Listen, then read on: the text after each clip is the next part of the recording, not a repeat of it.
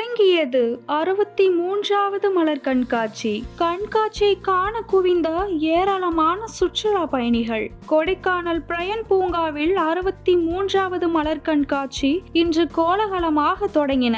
மாவட்ட ஆட்சியர் சரவணன் ரிப்பன் வெட்டி விழாவை துவக்கி வைத்தார். சுற்றுலா பயணிகளை கவரும் வகையில் தோட்டக்கலைத்துறை சார்பில் ஆண்டுதோறும் மலர் கண்காட்சி நடத்தப்பட்டு வருகிறது. அதன்படி 2026ஆம் ஆண்டிற்கான 63வது மலர் கண்காட்சி இன்று முதல் மே 31ஆம் தேதி வரை நடைபெற உள்ளது.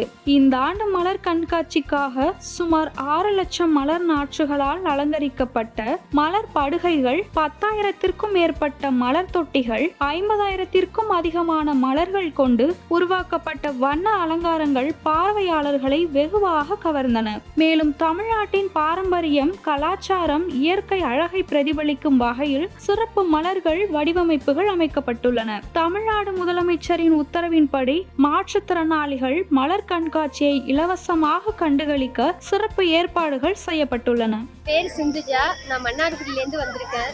இங்கே ரொம்ப அழகாக இருக்குது, எல்லாமே பிடிச்சிருக்கு, எல்லாருமே ஹாப்பியாக இருக்கும். ஃபேமிலிலேருந்து வந்திருக்கோம், ரொம்ப சந்தோஷமாக இருக்குது.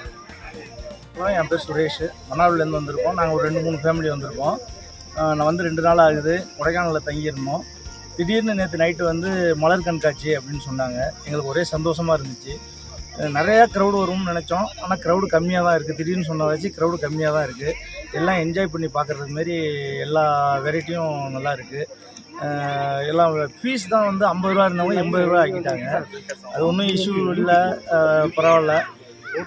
மலர் கண்காட்சி சூப்பராக இருக்குது. எல்லாம் குழந்தைங்களோட எல்லாம் பக்காவாக என்ஜாய் பண்ணுறோம். ரொம்ப சூப்பராக இருந்துச்சு, அருமையாக இருந்துச்சு.